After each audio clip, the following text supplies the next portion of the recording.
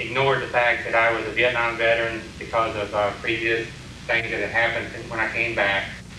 And just it was unpopular to be a Vietnam veteran during the Vietnam veteran area, so for our own protection, we just didn't tell anybody we were.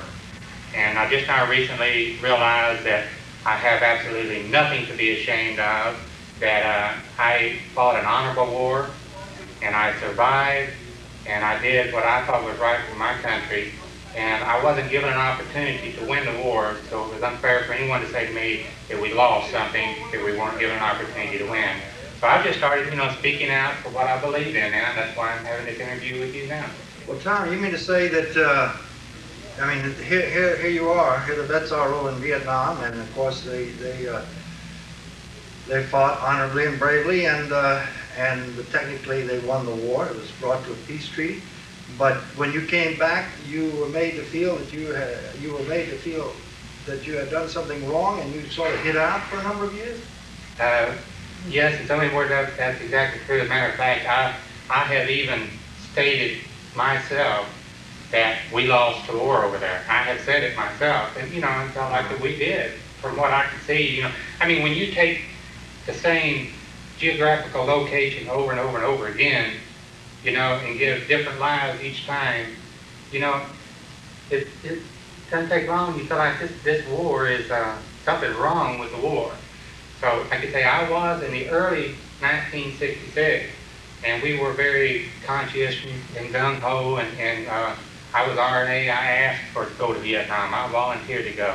Proud of it. Mm-hmm. And it doesn't take long to realize that you were fighting a no-win situation. Don't shoot till you're shot at. That's the most ridiculous thing I've ever heard of. I know. It is. When they shoot, somebody's dead. That's right. The bottom line.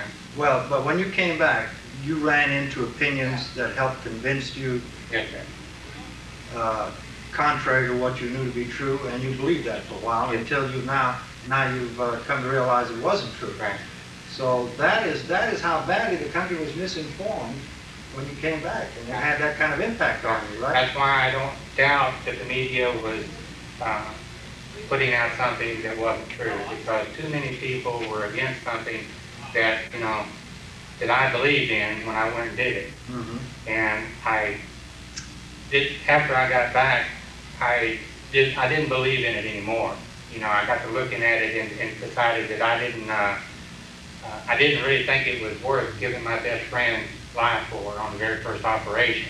To me, that was too high a price to pay for the game that they were playing over there. And so I decided, that I'm not going to let it destroy me. I have found out that I can actually look at my Vietnam service and still continue to go on the way I'm going. I felt before the only way that I could continue to go, I'm talking about staying in one job and one wife and all those type of things, is if I totally ignored my Vietnam service. Yeah. Shut it out of my life.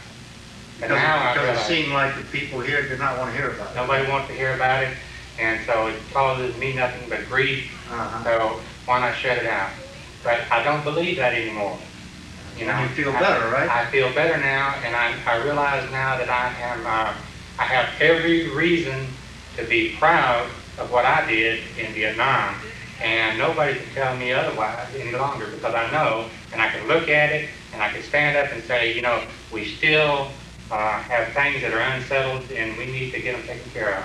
Would you say that you feel that you were engaged in a worthwhile cause, in the sense that you fought for the freedom of the South Vietnamese who were being aggressed against by the North Vietnamese communists? I certainly do.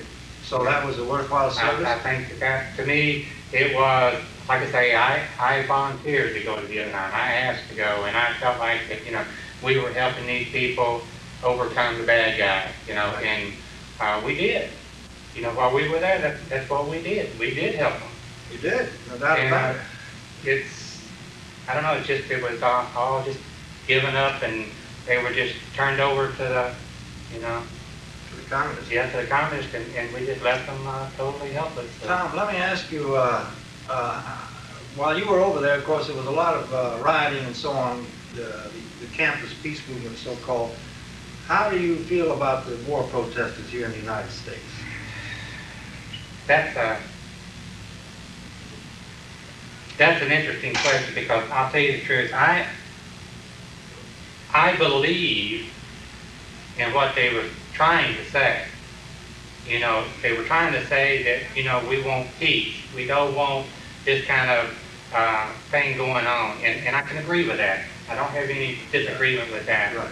But If that's all they were saying, right, if they were okay. saying more. Okay, I'm not disagreeing with that either, but the Vietnam, it was unfair to take us, who were serving our country and doing our patriotic duty for our country, and that I have somebody back in the States over here tell me that I'm something less than a human being because I did it. Well, we were outnumbered when we first came back, where we didn't know that we could get together and have the numbers. But I think that we're starting to see it now. There's enough Vietnam veterans out there in this country right now that we don't have to shy away from anybody. Inform the students, is that Exactly. possible? And the students went off the wall and created so much commotion that the government had to do something about it, and essentially what they did was pull out of the war. Exactly. The campus protesters, they seem to feel that they were doing you a favor. They were going to bring the vets back home. How do you feel about the campus protesters? I didn't like them personally, but that's within their right to do anything they want to. Yeah. But But you didn't agree with them? no, not at all, because I volunteered for the Army. I went in the Army. I went in the paratroopers. I went in Special Forces. I went over to Vietnam. I volunteered for 3 tours of duty in Vietnam. So I don't believe what they were doing was actually to my benefit. They didn't try to bring me home. All they wanted to do was stir up trouble and have a good time. And it must have been demoralizing to find out that all this was going on, wasn't it? It was. When I finally got back in '71, and I was going through the terminal in Oakland, there was a bunch of them that jumped me in the terminal, and one guy put his hands on me. I broke his arm in 2 places and dislocated his shoulder. I will not be touched by anybody. These were protesters who jumped you, tried to Yep. jump you? It's unbelievable. But you know, this caused a lot of unnecessary suffering on the part of many Vietnam veterans. It sure They did. were looking forward to coming home and expected a reasonable amount of acceptance and sympathy and so on, but they didn't get it, and this was quite devastating to a lot of vets, as you know. It made a major contribution to the delayed stress syndrome, so-called, and it was a very unfair thing, I thought. You think a lot of vets feel that way? That Yes, I do, because most of us, when we came home, wanted to fit back into society as quickly as possible. And it didn't work out that way because everybody kept saying, well, you must be a baby killer. You must be one of the psychopathic killers from Vietnam. You're all crazy, every one of them. And you know, you start living with something like that, you start telling people that you're not a veteran, that you had nothing to do with the war, that you weren't over there, you were just out of country for a while. So now it's getting to the point now that it's very fashionable to be a Vietnam veteran. it is. As a matter of fact, we got people who are faking it. They're calling themselves vets when they're not. Oh yeah, we can pick them out.